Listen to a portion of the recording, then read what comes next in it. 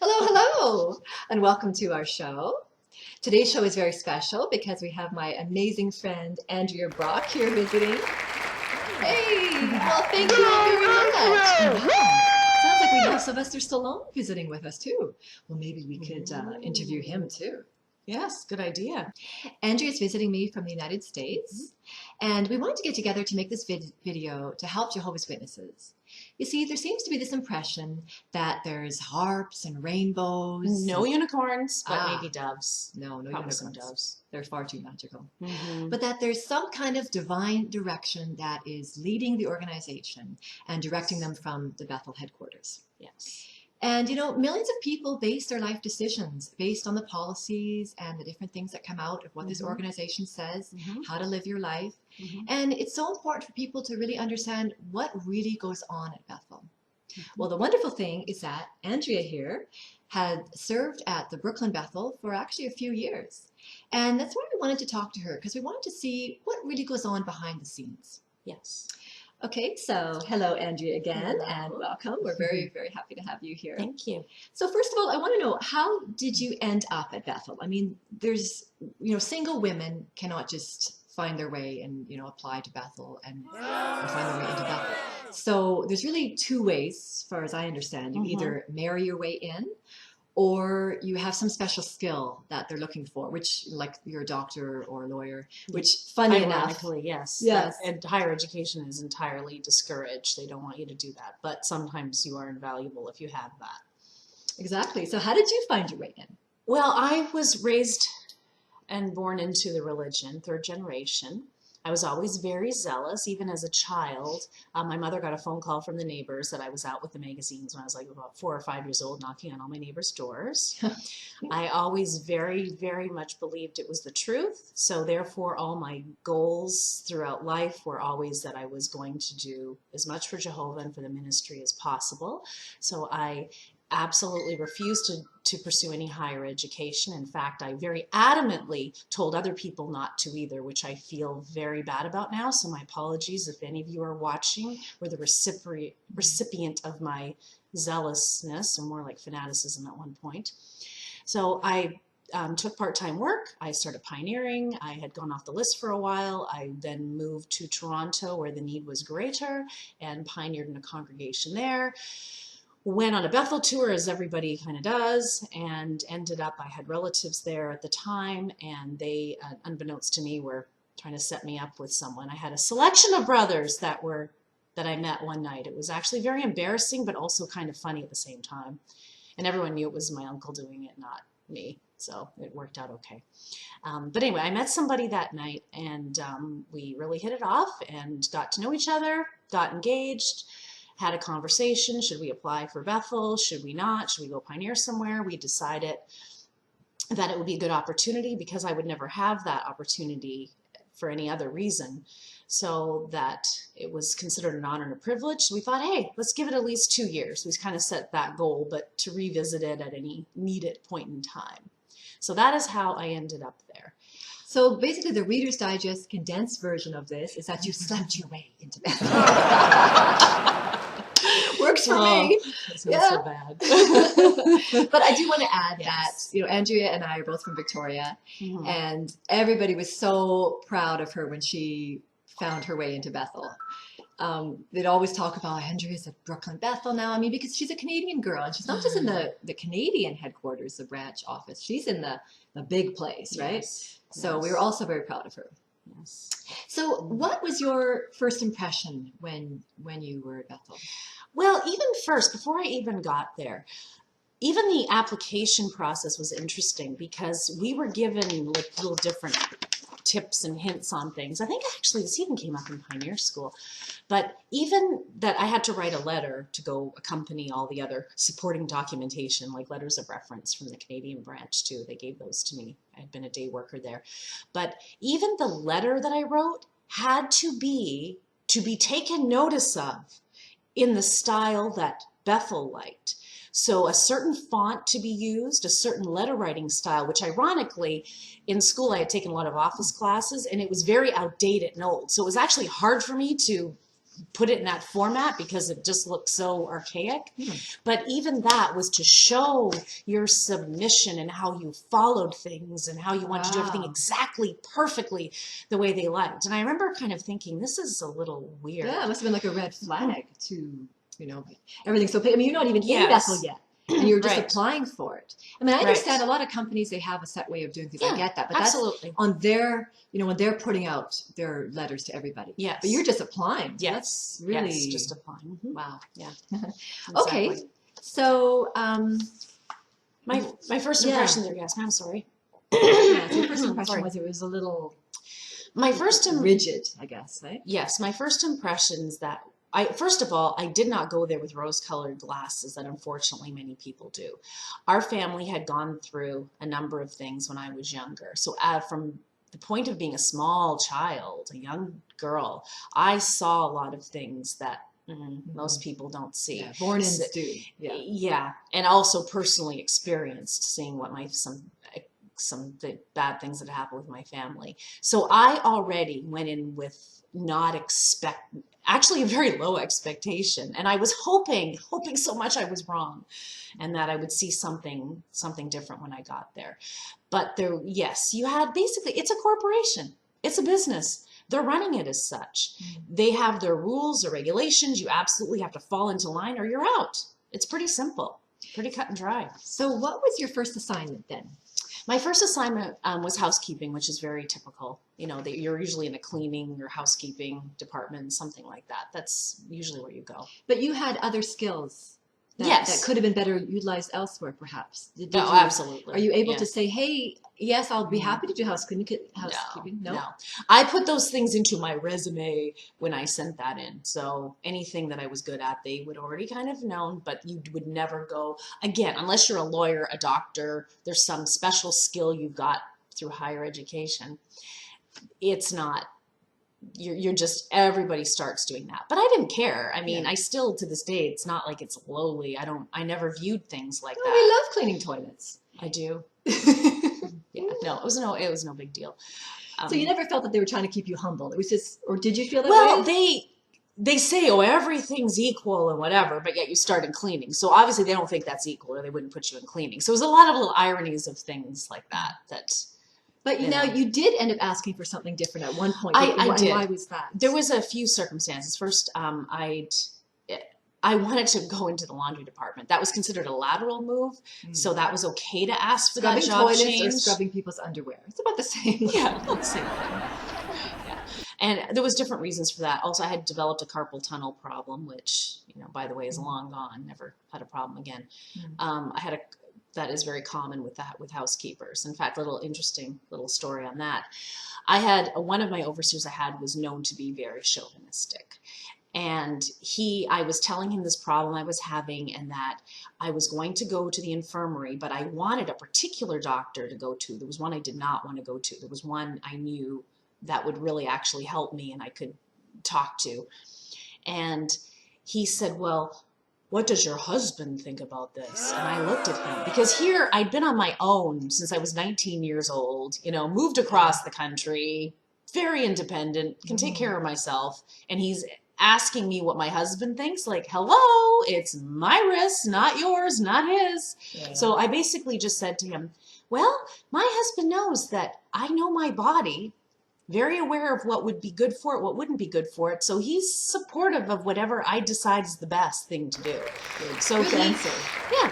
So, I mean, he's like, okay. And actually, ironically, being as chauvinistic as he was, that's too long a story to get into, but he was not that way with me.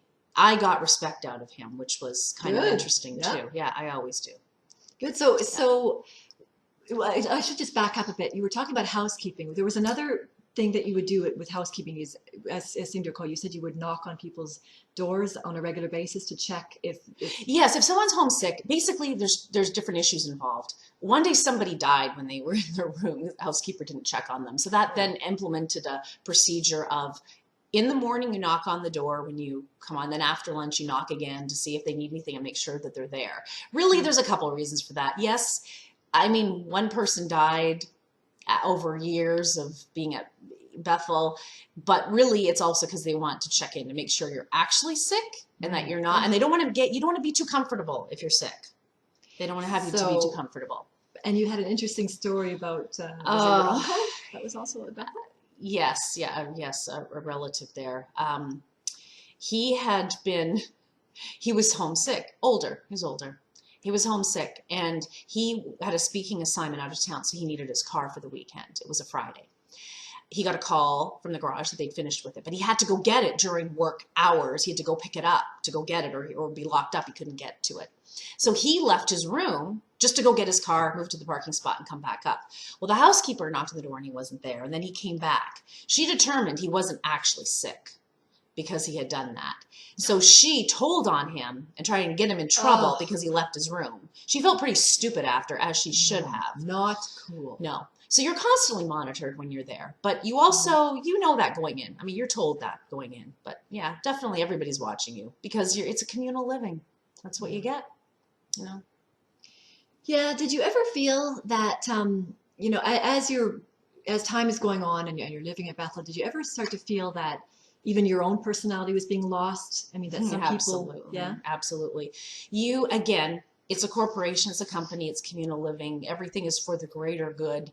And so absolutely, they want you to fall into line. If you had better ways of doing things, if you came up with something, you would have to be careful who you said it to and the manner in which you said it. Just like any of you in congregations, if you have a question on a doctrine or something, you know, you can't just ask a question. Depending what congregation you're in and what elder, you would know which elder do I go to, how do I phrase it. You can't just be you. You can't just honestly, sincerely ask things. I'm happy for those of you that can, by the way, that's great, but that's not the everyday occurrence. I've had it happen a number of times. That's not a story. Like, yeah, there's lots of stories. Okay, like what happened, for example, I remember you telling me you had a friend of yours that was actually disfellowshipped. While Yes. There was someone that everybody loved. He was awesome guy. He got disfellowshipped, so it's announced because when someone in the Bethel family is disfellowshipped, there's an announcement made that morning worship that so everyone knows. And obviously he had left the building by that point, left the premises. They announced that he was disfellowshipped at morning worship. I was very, very upset. I got to my assignment in the morning, and there was someone covering on the floor. There was actually, we'd met in one area. There was 4 of us all together, and one of which was this one individual who you could classify as like a Stepford wife. She actually even looked plastic. Like she actually didn't even look real. And that was really because of her whole personality. It wasn't, you know, her actual physical look. Anyway, I was upset and I said something, and I was talking to the other 2 sisters, and they had, you know, they weren't as upset as I was because my husband and I knew him better, but they were like, oh yeah, that's terrible. And then she comes along. Actually, she wasn't involved in the conversation. She walks by and she goes, remember, sisters, we are not to mourn those disciplined by Jehovah. I about blew a gasket. In fact, I don't know if any of you have ever seen that movie Office Space. For those of you who have worked in cubicles, it's like my personal cult classic. It's a comedy, but there's one scene with a fax machine where I was getting enraged by her. I looked at her and I said, he got disfellowship. What am I supposed to say? Yay, yippee skippy. You know, I was thinking. Did you actually say that? I did say yippee skippy. I don't say that. I was thinking of something else, but you know, right? No, I was thinking. So yippee skippy works. Yippee skippy was acceptable. So anyway. And then her reaction was what? Oh, she was like, just a prudish, whatever. But it was awful. She was so cold. I looked at her like, don't you have any feelings? Don't you have a heart? Don't you care about anybody? And so the other sisters, because I was getting so upset, they pulled me away and they took me into a room to calm me down. And I don't think I ever actually interacted with that person again. Yeah. And I never found her to be real. She was very fake all the time. So it wasn't someone I cared for, and I didn't care. Yeah. So, but it was sad. But it just goes to, it was just an attitude. But she wasn't the only one like that.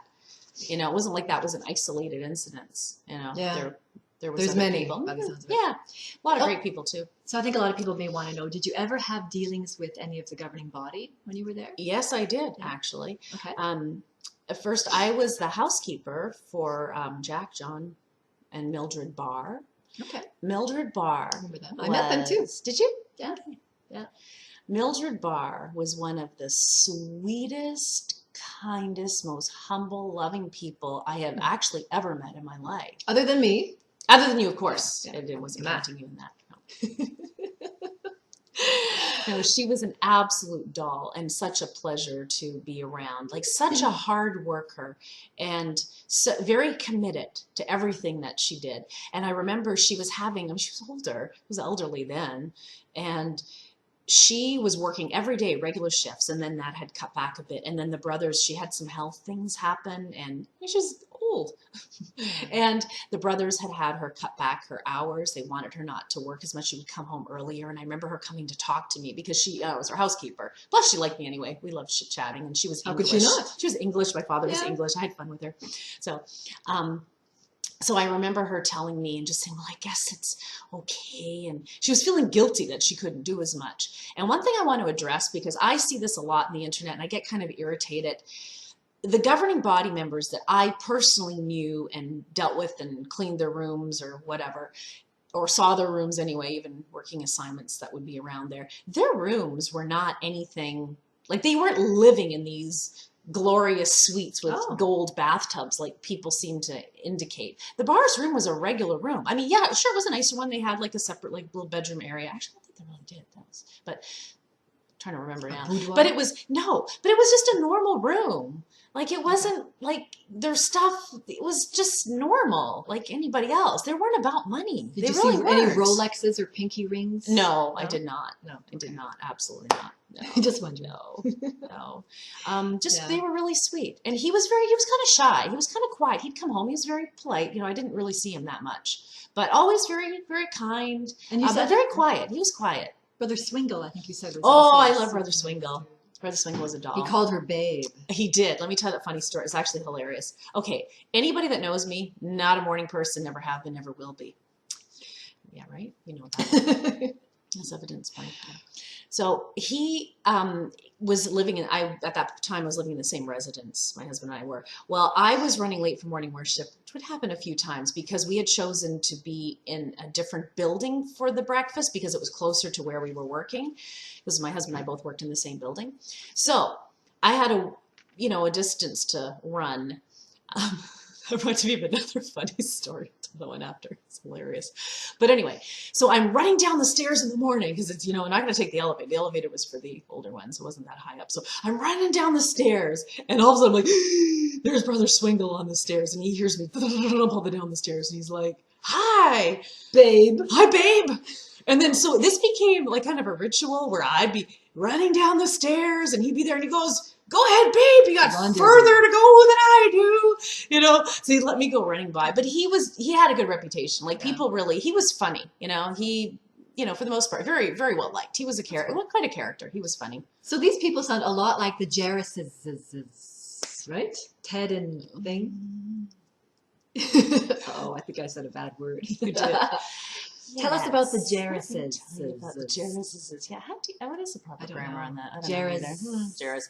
Anywho, Ted Jarris and his wife Melita were in my congregation. They were not the warm, fuzzy types at all whatsoever. Actually, everybody was really scared of Ted Jarris. He invoked terror in people at times, including my husband. Well, his nickname, just looking on the internet, I see his nickname seemed to be Boss. Okay. I actually didn't. Like he's a big bossy Betty. Yeah, I didn't hear that when I was there, but that didn't mean I blocked out. I don't remember everything, but that definitely would be no surprise. Not pleasant to deal with. He ruled with an iron fist. I found him to be very cold and hard-hearted, very not compassionate or loving towards people. Which is surprising because he comes across. I mean, he was in that To the Ends of the Earth. Oh, he's a fantastic speaker. He's a really good speaker. But when you meet people speaking, And this goes with anything. Like when you meet a lot of the public inspirational speakers now, the gurus of manifesting, whatever it is, when you meet them in person, which I actually have had opportunity to meet many of them, they're very different in person. Except for Jack Canfield. Love that man. That's another story. Cool. Yeah. So tell us more about what happened when you encountered them. Oh, okay. Well, the reason I really want to bring this up is because this is really important for you to know this, because your mandates and things, the policies, the things we were being told to do, you need to understand the mentality of where this is coming from. So I'm just going to tell you, and again, this is based off of my own personal experience and observation. This isn't something I've heard from somebody. This is what I was there when it happened, okay? So let me tell you what happened one night after the meeting. After the meeting, as we were in the factory, we went to the shuttle. We decided we didn't want to walk home, so we went to the shuttle, plus Melita was by herself. That's Ted Jarrett's wife. She had... Not a coffee maker? No, not the coffee maker. Melita? No. Okay, just asking. Yeah.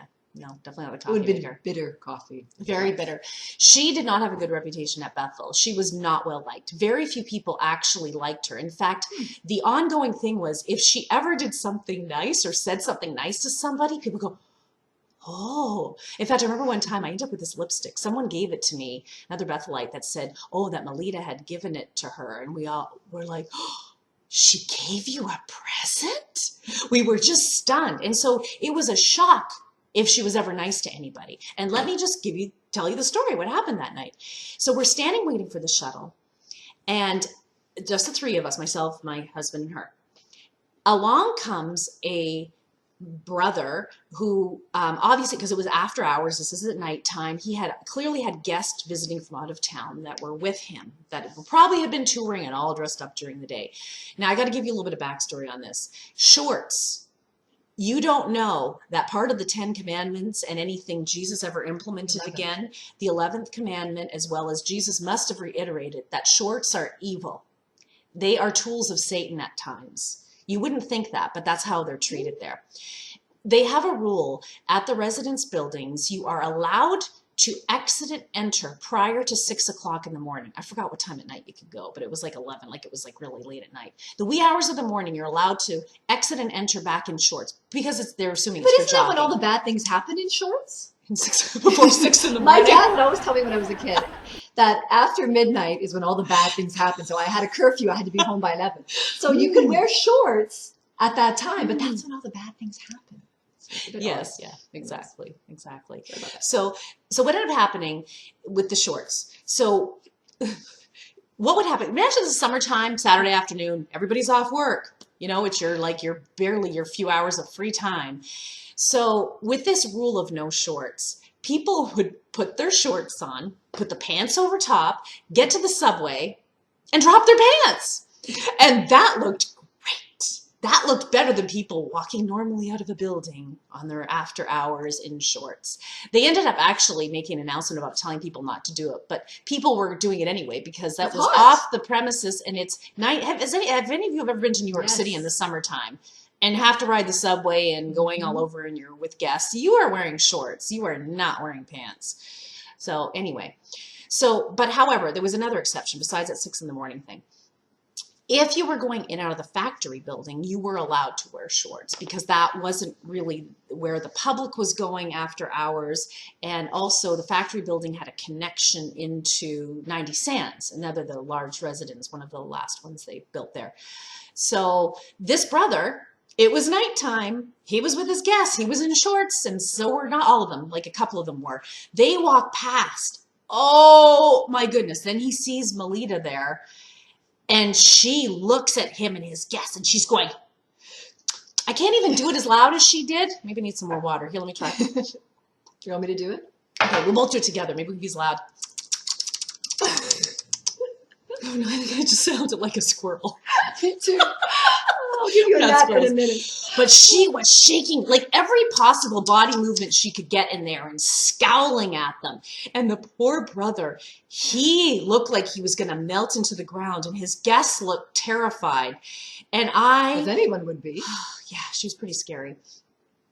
So I looked at them and I tried to counteract with the most happiest, lovingest smile to them, like, it's okay. And he's saying to my husband, to me, I thought we were allowed to wear shorts through here.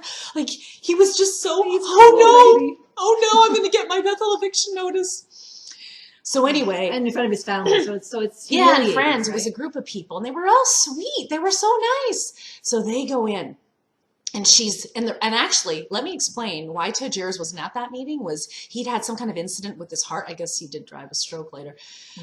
He had an incident with his heart, something. So he was actually in the infirmary, which is why he was not at the meeting. So she says, wait till I tell my husband about this. Shocking. And my first reaction was like, oh my goodness, your husband's in the infirmary with a heart condition. Don't give him a heart attack. And then I stopped and I thought, let nature take its course. Yeah. If you are going to be, first of all, if your husband has that same mentality, which clearly he does, then so be it. If you're going to allow yourself to get worked up over a pair of freaking shorts, have all the heart attacks you want. That is just completely ridiculous. So, but yet the night did not end. The shuttle had not come along yet. So we're, unfortunately, here's scene 2, take 2. So along comes this sweet couple. I didn't know them. Very nicely dressed, coming back from their meeting. Just lovely people. They had a wonderful, lovely air about them. They come walking by and they smile and they say hi. And just as they go by, she says to me, look at that skirt, how long it is. Wow. Yeah. Oh! There's no pleasing her. No, I was crazy. I was speechless. I'm like, how long it is? What if it was a mini skirt? Then I could see you having a little fit about it. But how long it is? And she goes, that's only for evening wear. She went on a tirade. And then my husband starts agreeing with her. And I gave him the stink eye later. No, right there. I looked at him like, and then later on I said to him, why were you agreeing with her? And he goes, because I just wanted her to shut up. But I refused to agree with her. I sat there kind of silently. I was not going to agree with it. It was terrible. But again, so you have polar opposites. You had Mildred Barr, you had her. But again, the reason I want to bring up this story is because the permeating thing when I was at Bethel, because I'm a person who observes human behavior, nature, etc. That's just what I do. These people are living in this bubble world. And it's not easy there, because that's another thing that bugs me when people say that, because it wasn't. It was hard. They're living in this bubble world, but it's not real. Like, she's getting worked up over shorts. Well, what about the brothers in other countries that are standing up for their beliefs and are getting murdered for it? And their wives are getting raped or the children killed? Or what about those people? Like, that's actually a real issue. Yeah. Not a pair of shorts. No, but that is her world. That's the problem. I mean, yes. Oddly enough, and it became all of our world because it became this big crisis problem. Big, like, there was all these problems that weren't problems. I actually encountered a Mildred of my own in my congregation. Mm-hmm. We had a sister that was nasty and negative all the time. No, Melita, not Mildred was a doll. Oh, Mildred, I'm sorry. Yeah, Melita. The coffee maker. Excuse me. Coffee maker. We used to call her Sergeant Thingamajig, whatever her last name was. Yes. I don't want to say it right now. But I was in service one day and she was in my car group. I was lucky to have her in my car group. Mm-hmm. And we were working on a street and the street's name was Doric, D-O-R-I-C. And I go, ha ha, Dork Street. We're working on Dork Street. Well, that didn't go over too well. She goes, do you know what a dork is? And I'm like, yes. But I go, well, I guess not. And she goes, a dork is a male penis. And I go, oh, thank God. I go, I thought it was a female penis. And she didn't know what to say. And my partner was killing themselves laughing. They're like, it's just so ridiculous. Who cares? Okay, dork. Yeah, actually, I didn't know that. Does that really mean that? I thought it just meant an idiot. I don't know. Okay. I used it to mean an idiot. But okay, yeah. She used it to mean I think she meant dick. I think that's really what it was. Yeah. Anyways, okay.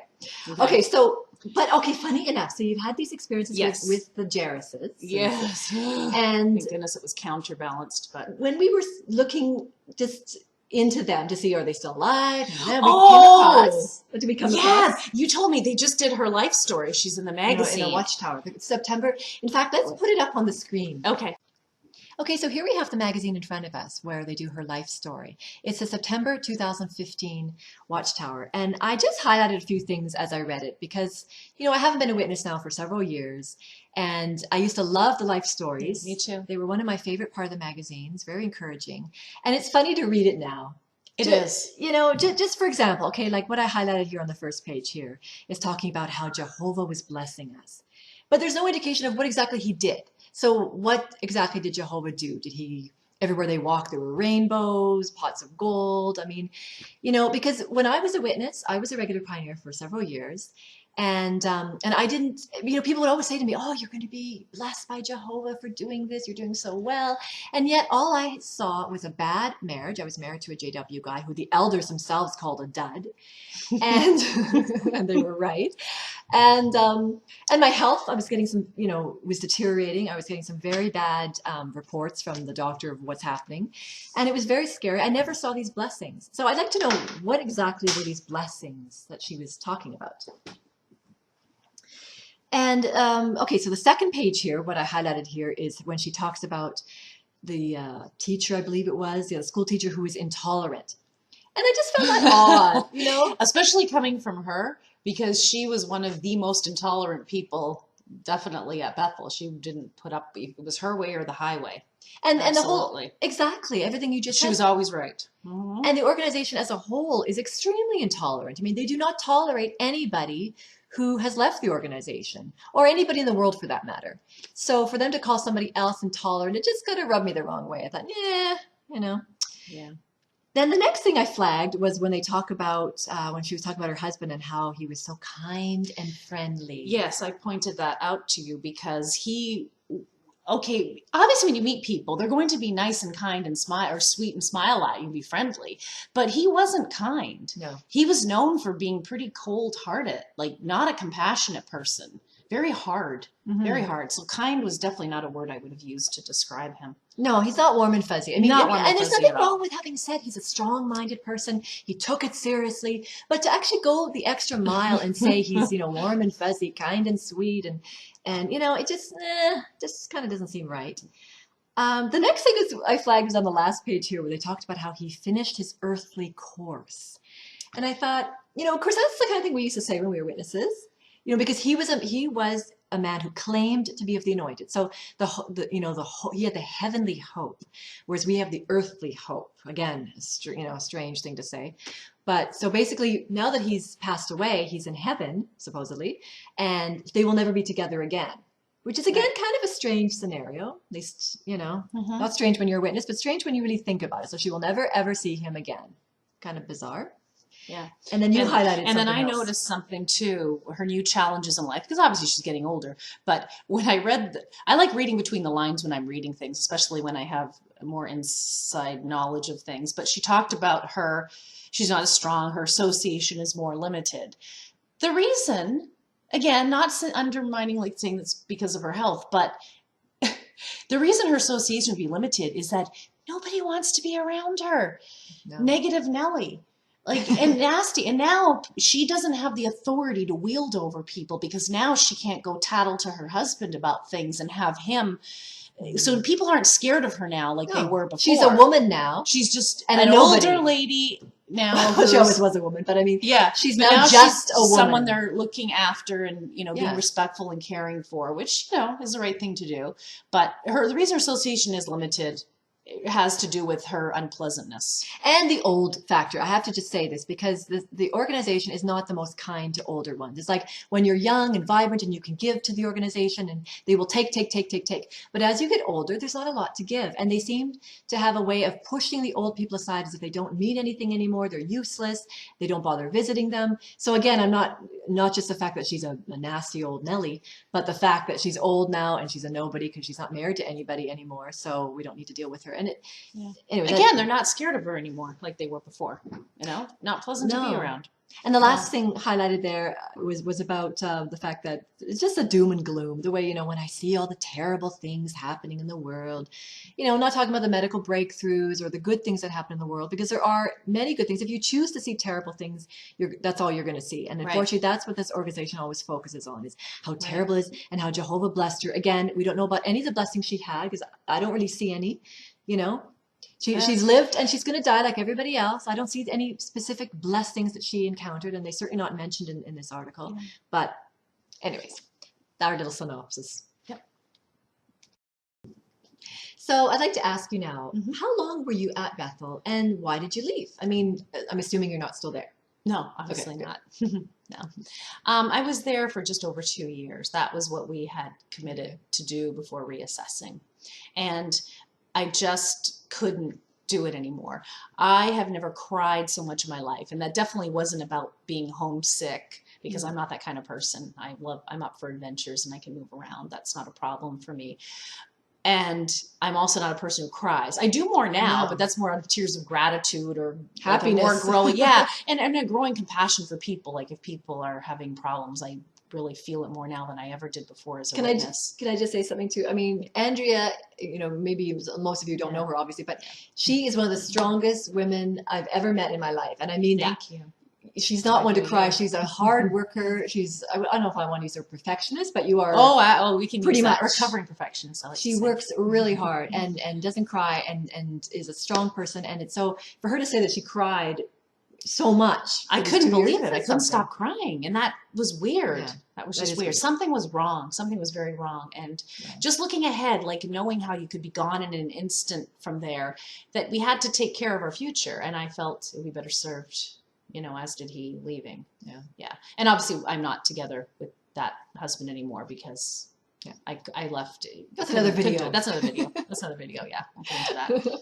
So after all the things that you experienced when you were at Bethel, yes, did your viewpoint of Bethel change then? I guess what's funny is because of the experiences with my family as a child, it ended up that it really just came back to what I'd observed as a kid. And I just also felt, I guess it's just like a big company. It's just a bunch of humans. There's nothing that special really, Yeah, it's just a place. So would you say that after what you experienced at Bethel is what helped to wake you up, like the beginning of the end for the organization? Because a lot of people have been to Bethel and lived there, and then they became very disillusioned and they left. And I'm just wondering, would you say that was the case for you? Yes, absolutely. Yeah. It absolutely was. I always felt my whole life like something was wrong, and I couldn't put my finger on it, and I wouldn't let myself ask certain questions. I wouldn't go there.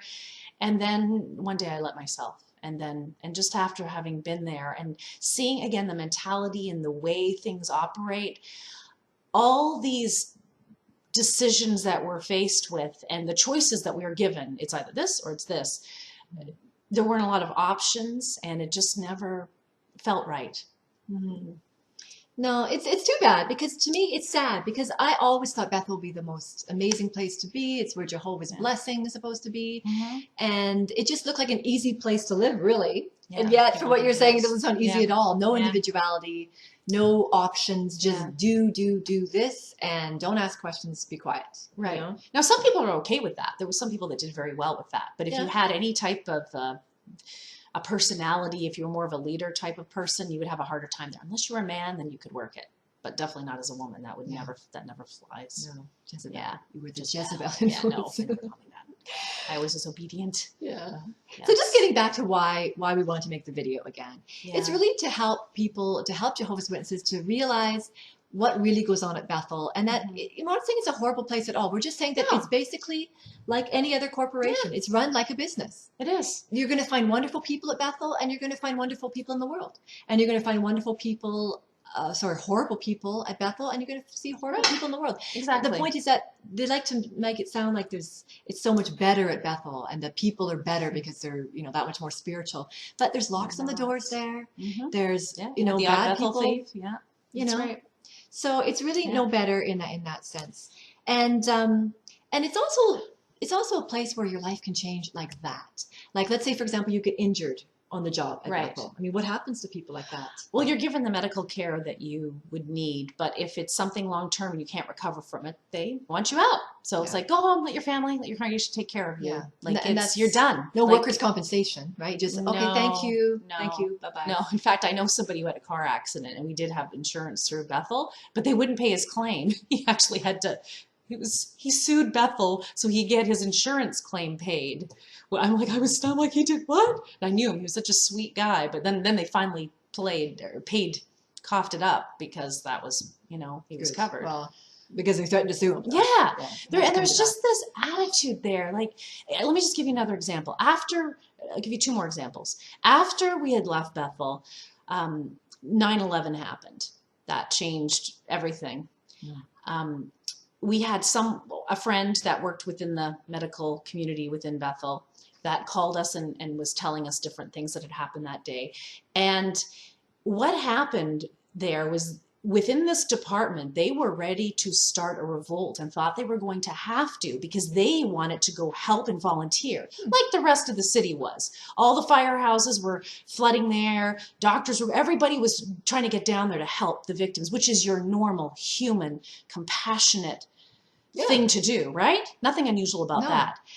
They thought they were going to be met with flack over it and be told, no, you can't go help. But they were ready just to go commandeer vehicles and go. So they were stunned when they said, we want to go help. And they were told, yes, go help. Wow. But what was so sad about that to me was like, why? Like the fact that they thought there was going to be a fight over it. How does that make sense? That just showed such a lack of compassion and humanity that the organization, it's like this ivory tower and we are untouchable and we won't really help you here. Read a brochure. Because they were handing things out down at the site, and apparently people got mad at them. It's like, why you help instead of just passing out pamphlets? And that's happened in other locations Jesus too. helped. Jesus actually did feed people. Get dirty and help. Do something. Help. Because they are a charity. Yeah. Yeah, this is the thing. And they have this thing.